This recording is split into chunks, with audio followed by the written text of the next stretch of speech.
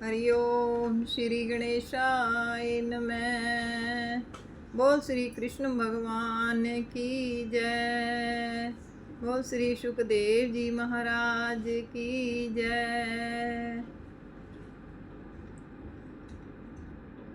श्रीमद् भागवत महापुराण 7वां स्कंद 7वां और 8वां अध्याय। ओम नमो भगवते वासुदेवाय। ओम नमो भगवते वासुदेवाय। ओम नमो भगवते वासुदेवाय। नारद सौ प्रहलाद ने सुन्यो गर्भ में ज्ञान, मात कयाधु की कथा सुनहु भूप धरि ध्यान। धनुज तनय ने आपनी गाथा परम सुनाय, दैत्य बालकन को सकल संशय दियो मिटाए। प्रहलाद जी बोले, हे बालको, मैं आपके इस संशय भ्रम को दूर करने के लिए अपने इस जन्म से पहले की कथा सुनाता हूँ। जबकि मैं अपनी माता के गर्भ में ही था, जिस समय मेरे पिता हिरण्यकशिपु तपस्या करने वन को चले गए, तब देवताओं का बहुत बल बढ़ा और दैत्यों से लड़ने के लिए वे बड़ी तैयारी करने लगे। जब दैत्यों को इस बात का पता चला कि देवतागण बहुत बड़ी तैयारी कर रहे हैं, तब वे सब उत्साहहीन हुए और अपने प्राणों को बचाने के लिए घर, स्त्री, धनादि सब त्याग कर कहीं भाग गए। तब इंद्र ने हमारे राजमहल पर एकाएक धावा बोल दिया और सब कुछ वैभव लूट सूट डाला। वे इंद्रदेव मेरी माता जी को भी लूट कर साथ ले चले। मैं तब गर्भ के अंदर स्थित था और मुझे तब बड़ा दुख हो रहा था। मेरे साथ साथ माता जी को भी कष्ट था, क्योंकि मेरी माता गर्भवती थी। जिस समय इंद्रराज मेरी माता को मार्ग में घसीटता हुआ ले जा रहा था, तब मेरी माता अत्यंत विलाप करती हुई जा रही थी। तब मार्ग में दयालु नारद जी आ मिले और इष्ट देव को इंद्रदेव को समझाने लगे कि हे इंद्रदेव, इस बेचारी का कोई भी अपराध नहीं है, इसको छोड़ दो। तब इंद्र ने नारद जी से कहा कि महाराज, इसके गर्भ में तो हिरण्यकशिपु का अमोघ वीर्य है। जब यह बालक पैदा हो लेगा, तभी उस बालक को मार डालूंगा और फिर इसे छोड़ दूंगा। इतनी बात सुनकर नारद जी बोले, हे इंद्र, आपको अभी कुछ भी ज्ञात नहीं है। इसके गर्भ से तो भगवान का भक्त पुत्र उत्पन्न होगा, उसे तुम कदापि नहीं मार सकते। हे इंद्र, इस माता कयाधु ने तो पहले बड़ा परम तप किया है, जिससे यह श्री भगवत भक्त पुत्र पैदा करेगी। हे राजन, जब देवराज इंद्र ने श्री नारद जी की यह बात सुनी, तब मेरी माता जी को छोड़ दिया और फिर मेरी माता की सत्कार पूर्वक हाथ जोड़कर इंद्र ने परिक्रमा की और अपने अपराध की क्षमा मांगकर फिर वे भक्त जननी कहते हुए अपने लोक को चले गए। श्री सुखदेव जी कहने लगे, हे राजा परीक्षित, इस प्रकार प्रहलाद भक्त ने इतनी अपने जन्म कर्म की पूर्व कथा अपने सहपाठी बालकों को कह सुनाई। और यहाँ पर श्री नारद जी बोले, हे राजा युधिष्ठिर, तब उसके पश्चात मैंने कहा कि हे बेटी कयाधु, तू मेरे आश्रम पर चल और जब तक तेरा पति हिरण्यकशिपु तपस्या करके ना लौटे, तब तक तू वहीं पर निशंक होकर रह। प्रहलाद जी बोले, हे मित्रों, तब मेरी माता ने श्री नारद जी की बात स्वीकार कर ली और अपने पति देव हिरण्यकशिपु के आने तक गर्भ बना रहे, इस इच्छा से श्री नारद जी की सेवा करने लगी। तब नारद जी ने युधिष्ठिर से कहा, हे राजन, तब फिर मैंने यह जानकर कि इसके गर्भ में हरि भक्त बालक है, कयाधु माता को भगवद ज्ञान सुनाना आरंभ कर दिया। यहाँ प्रहलाद जी बालकों से कहने लगे, हे मित्रों, दयालु नारद जी मेरे ही कारण मेरी माता की प्रत्येक आज्ञाओं का पालन करते हुए मेरे ऊपर सदैव कृपा की दृष्टि रखते थे। बालक को कोई कष्ट ना होने पावे। उनके द्वारा मेरी माता कयाधु बन के सुपक्व फलों का आहार करती थी, जो कि गर्भ में मुझे प्राप्त होते थे। मेरी माता कयाधु तो स्त्री स्वभाव होने के कारण उस नारद जी के बताए हुए श्री भगवत ज्ञान को भूल गई परंतु उसको मैं ईश्वर कृपा से अभी तक नहीं भूल सका। हे बालकों, उस ज्ञान के सुनने की यदि तुम्हारी विशेष श्रद्धा हो तो मैं तुम्हें सुनाऊं।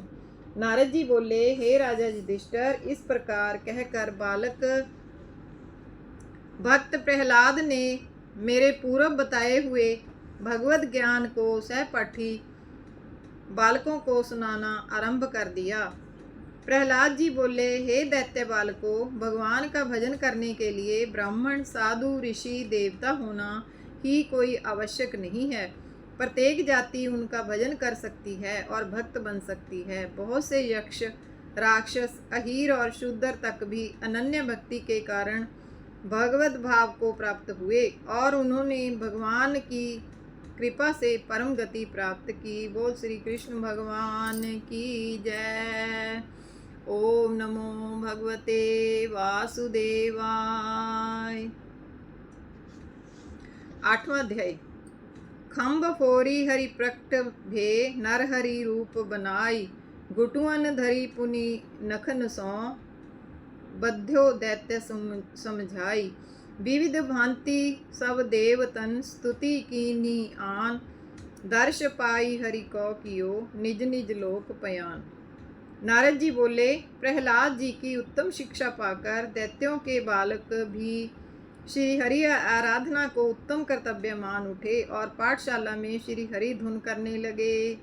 गुरुपुत्र शंडामर्क ने आकर देखा कि सभी बालक एक स्वर में निर्भय होकर हरि धुन कर रहे हैं। वे मन में तो प्रसन्न हुए, किंतु प्रत्यक्ष में हिरण्यकशिपु के भय के कारण क्रोध में भरकर बालकों को ताड़ने लगे और फिर प्रहलाद जी से बोले, हे पुत्र, तेरे ही सिखाए हुए ये बालक हरि धुन करने लगे हैं। तू स्वयं तो बिगड़ ही गया, अब और बालकों को भी बिगाड़ना चाहता है। मैं तेरे पिता के समीप अभी तुझे लिवाकर चलता हूँ, कारण कि तू मेरे बारंबार समझाने पर भी अपनी बात नहीं छोड़ता और सब बालकों को भी वही पाठ पढ़ाता है जो कि तेरे पिता के प्रतिकूल है। क्या वे तुझे इसका दंड नहीं देंगे? यदि मैं उनको इस बात का भेद ना दूंगा तो वह मेरे अनर्थ का कारण अवश्य हो जाएगा। ऐसा कहकर उन्होंने दानवराज हिरण्यकशिपु को प्रहलाद का सभी वृत्तांत कह सुनाया, जिसे प्रहलाद का पिता सुनकर क्रोध में चकनाचूर हो गया और प्रहलाद को मारने के लिए प्रयत्न करने लगा। प्रहलाद जी ने अपने पिता को नमस्कार करते हुए कहा, पिताजी, मेरी समझ में आपका भगवान से द्वेष भाव रखना एवं उनसे क्रोध करना सर्वथा उचित नहीं जान पड़ता।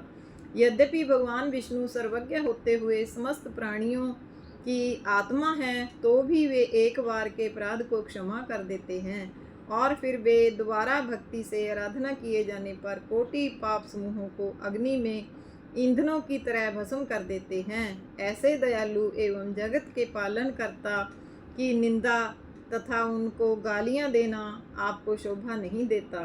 यदि वे आपकी दृष्टि से शत्रु दिख पड़ते हैं और आपने उनको अपना घोर शत्रु मान ही रखा है, तो क्या वे सभी के ही शत्रु हो सकते हैं? वे मर्यादा पुरुषोत्तम भगवान सनातन धर्म के रक्षक हैं तथा अधर्मियों का विनाश करने वाले हैं। मैं यदि उनके पवित्र नाम की रटना करता हूँ तो उसमें आपको कौन सा दुख प्रतीत होता है? क्या वे सर्वव्यापी भगवान आपके द्वारा अपनी घोर निंदा को अब नहीं सुन रहे? हे पिताजी, आप अपने कल्याण की इच्छा एवं अपनी सद्गति के लिए भगवान से द्वेष करना त्याग दीजिए, इसी में ही भलाई है। तब हिरण्यकशिपु प्रहलाद के इन वाक्यों को सुनकर अत्यंत कोपातुर होकर बोला, अरे अधम, तू मेरे भाई के शत्रु विष्णु की मेरे सम्मुख ही बड़ाई कर रहा है। क्या वह विष्णु मुझसे भी अधिक बलवान है? प्राय मृत्यु काल तथा आपत्ति काल आने पर मनुष्यों की बुद्धि विपरीत हो ही जाया करती है। इसी कारण से अब तेरी भी मति ऐसी विपरीत हो गई है। इसमें तेरा दोष ही क्या है? अरे निर्बुद्धि, तू जो उसको सर्वव्यापी बता रहा है, तो मुझे अब बता कि तेरा परमात्मा कहाँ है, जिससे मैं अभी उससे अपने भाई की मृत्यु का हाथों हाथ बदला चुका हूँ। प्रहलाद बोले, पिताजी मुझे तो भगवान सभी ठौर तथा सभी वस्तुओं में दिखाई दे रहे हैं। आप भक्ति भावना के साथ ज्ञान चक्षुओं से देखिए, आपको भी वे दिखाई देंगे। तब हिरण्यकशिपु बोला, अच्छा तो क्या वे इस खंभे में भी हैं? यदि हैं तो अभी तेरे उस रक्षक भगवान को देखता हूँ कि अब वह तेरे प्राणों की रक्षा कैसे करता है। श्री नारद जी कहने लगे, इतना कहकर वह दानवराज हिरण्यकशिपु अपनी म्यान से तलवार निकालकर जैसे ही प्रहलाद को मारने के लिए तत्पर हुआ, त्यों ही वह प्रहलाद श्री हरि भगवान को खंभे में व्याप्त हुए देखकर प्रार्थना करने लगा। हिरण्यकशिपु ने जब प्रहलाद को खंभे की प्रार्थना करते हुए देखा तो वह शीघ्र ही खंभे की ओर चला और जाते ही बड़े क्रोध के साथ उछलकर उस खंभे में अपने हाथों की मुट्ठी कसकर मारी। वज्र के समान मुष्टि के लगने से वह खंभ शीघ्र ही फट गया और उसमें से हिरण्यकशिपु के काल स्वरूप नरसिंह अवतार धारण किए भगवान निकले। बोल श्री नरसिंह भगवान की जय। नारद जी बोले, हे राजन, उनका मुख तो सिंह का था और धड़ मनुष्य का, जिसके सुनहरी लंबे लंबे सिर के केश और पैने लंबे हाथों में नख थे, पीतांबर धारण किए हुए थे और उनके गले में सुशोभित कौस्तुभ मणि थी। सुडौल लंबा चौड़ा शरीर था। उन्होंने खंभे से निकलते ही बड़ी भयानक गर्जना की, जिससे पृथ्वी तक हिल गई और दिग्गज डगमगा गए। दैत्यराज ने तलवार का उन पर प्रहार किया, सो वह तो चूर चूर हो गई। पुनः वह भागता हुआ अपनी प्रबल गदा लाया और भगवान नरसिंह देव जी से परस्पर घोर गदा युद्ध करने लगा। हे राजन, भगवान श्री नरसिंह जी उससे कुछ समय तक अनेक प्रकार की युद्ध क्रीड़ा करते रहे। अंत में उन्होंने ब्रह्मा जी के वरदान का स्मरण किया और उस दैत्य के मृत्यु काल की घड़ियां देखने लगे। भक्त रक्षक भगवान नरसिंह जी ने ठीक संध्या काल होते ही अपने लंबे लंबे हाथों से उस दैत्य हिरण्यकशिपु को इस प्रकार से पकड़ लिया, जिस प्रकार के गरुड़ निर्भय होकर विषैले भयंकर सर्प को पकड़ लेता है। फिर नरसिंह जी उस दैत्य को उठाकर शीघ्र ही द्वार की देहरी पर ले गए और चौखट पर बैठकर उस दैत्य को अपने घुटनों पर तिरछा लिटा लिया और उसे अपने अधीन करके समझाते हुए बोले, हे महाभाग हिरण्यकशिपु, ध्यानपूर्वक सुन। ना तो अब दिन ही है और ना रात, ना तू अंदर ही है और ना बाहर, और तेरा काल रूप मैं ना मनुष्य ही हूँ और ना पशु ही। अब तेरी मृत्यु ना तो शस्त्र से ही हो रही है और ना किसी अस्त्र ही से। अतः ब्रह्मा जी से प्राप्त वरदान भी मिथ्या ना हुआ और अब मेरे हाथों से तेरी उत्तम मृत्यु भी हो रही है। मैं भक्तों की रक्षा करने के लिए समय समय पर अवतार धारण किया करता हूँ। इतना सुनकर हिरण्यकशिपु भगवान की जांघों पर पड़ा हुआ एवं भयभीत हुआ इस प्रकार छटपटाने लगा, जिस प्रकार के बिल्ली के मुख में ग्रस्त कोई चूहा छटपटाता रहता है। किंतु भगवान ने उसके उद्धार के लिए एवं भूमि का भार दूर करने के लिए शीघ्र ही अपने तीक्ष्ण नखों से उस दैत्य का हृदय फाड़ डाला, जिससे वह परम धाम को प्राप्त हुआ। हे राजन, पुनः उस दैत्यराज का संहार कर उसकी शव लाश भगवान ने भूमि पर पटक दी और उठकर स्वर्ण सिंहासन पर जा बैठे। किंतु उनके रौद्र स्वरूप के कारण भक्त प्रहलाद उनके समीप तक जाने में सकुचाने लगा। स्वर्ग से देवांगनाओं के द्वारा अखंड पुष्प वर्षा होने लगी। स्वर्ग से देवांगनाओं के द्वारा अखंड पुष्प वर्षा होने लगी। अप्सराओं के मंगल नृत्य होने लगे। वाद्य यंत्रों की ध्वनि होने लगी।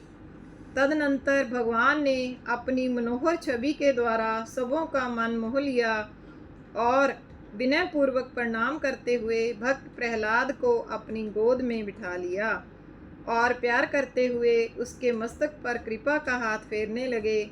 वहाँ पर अपने अपने दिव्य विमानों द्वारा इंद्रादिक समस्त देवतागण आकर उपस्थित हुए और प्रणाम करते हुए विनय पूर्वक विविध प्रकार से श्री नरसिंह भगवान की स्तुति गान करने लगे।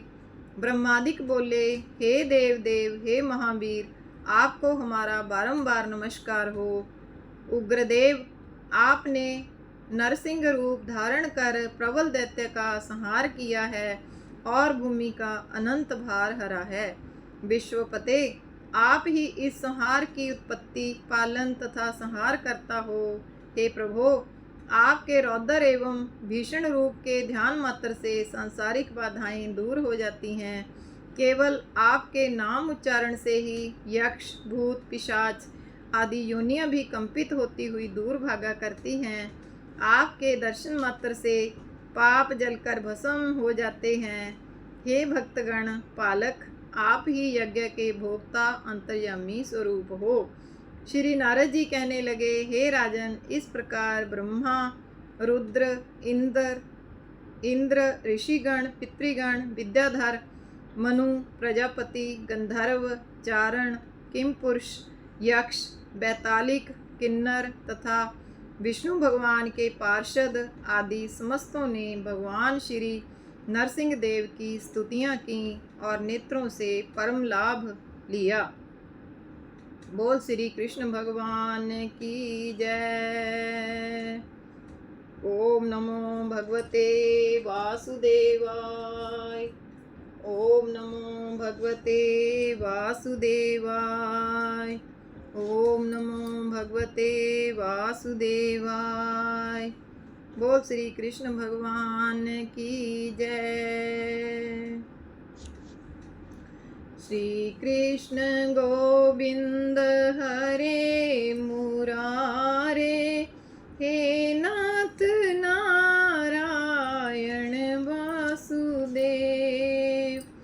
श्री कृष्ण गोविंद हरे मुरारे, हे नाथ नारायण वासुदेव। श्री कृष्ण गोविंद हरे मुरारे, हे नाथ नारायण वासुदेव। बोल श्री कृष्ण भगवान की जय। बोल श्री सुखदेव जी भगवान की जय। ओम नमो भगवते वासुदेवाय।